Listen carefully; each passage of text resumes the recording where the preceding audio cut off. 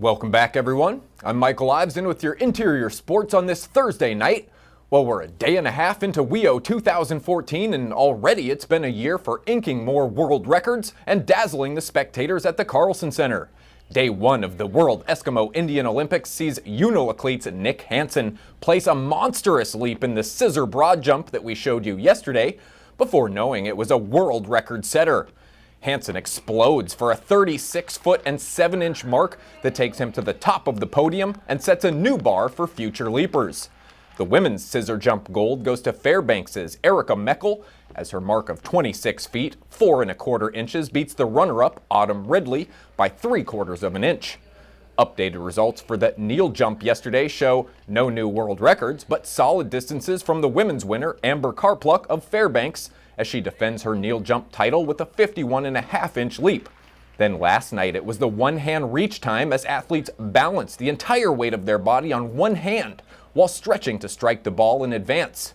The feat of strength and balance would whittle down the contestants to the final pairs, and it was Autumn Ridley taking the women's title with perfect form and precision as her 57-inch hit gives her the gold.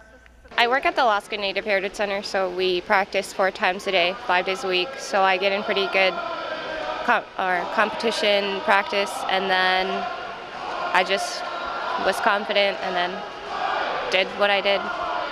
Then Bernard Clark puts on an absolute show in the men's division as he advances past the other competitors with a ridiculous Matrix-style move. Clark seemingly defies the laws of nature as he somehow makes the hit and regains his balance on one hand to roars from the crowd. Clark would land again after another height boost, and his 70-inch mark sets a new world record. This last about 8 weeks, I've been training hard to the bone, just going for target practice, going for height practice, and I've hit 70 before in practices just a couple of times, and I didn't expect it to be tonight. Another highlight on night number 1 of WEIO 2014 was the ladies' blanket toss, as athletes take to the height and are sprung high into the air. Jumpers must stick the landing to place a score in the high-flying event. The blanket toss originates from the practice of launching hunters high into the air to give them a quick peek to scout the horizon for walrus and other game. The top 3 finishers from last year were on hand as defending champion Marjorie Tabone takes flight. Then past runner-up Autumn Ridley reaches for the Carlson ceiling, and last year's third-place jumper Crystal Lincoln from Bethel scores a pretty flight above the WEIO crowd. Lincoln uses some experience from high school to help score big blanket toss points. I went to Mount Edgecombe High School and I was varsity cheerleader all 4 years, so that gave me a really good deal about that, and I was a flyer, top flyer over there, and then I learned about how doing toe touches, like jumping and stuff. Earlier today, the Alaskan high kick prelims were held, and athletes again put their balance and explosion to the test. Participants must hold one foot and keep it off of the floor while jumping off, striking the ball, and landing all with the other foot. Autumn Ridley took the gold last year in this event with an 81-inch strike, and the men's champion was Elijah Cabinboy, who hit 95 inches. Both competitors are into the high kick finals tonight.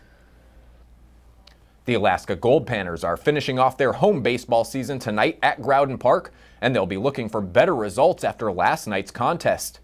The Panners had been the hottest team in the Alaska Baseball League with 9 straight wins as they hosted the Matsu Miners for Game 1 of a 2-game series to close out 2014 Groudon Park play. The most explosive offense in the ABL was shut down by the Miners pitching staff. Ryan Hendricks got the start for Matsu, and Hendricks burns his way through the Panner batting order. Jason Valadez would take the ball for Alaska and gives up a solo shot, game-tying homer to Cameron Frost in the second. Frost comes back to the plate in the 3rd inning and again sends one sailing. The 2-run shot gives the Miners a 4-1 lead heading into the 4th inning, and Matsu would cruise to a 7-1 win to stop the streaking Goldpanners at home. Alaska maintains a slight lead in the ABL American Division as they fall to 13-6 in league play and mere percentage points ahead of the 2nd place Anchorage Bucks. And that does it for sports tonight. Stay with us for your full weather forecast with Zach Rover coming up next. I'm Micheal Ives, and thanks for joining us right here at CBS News 13.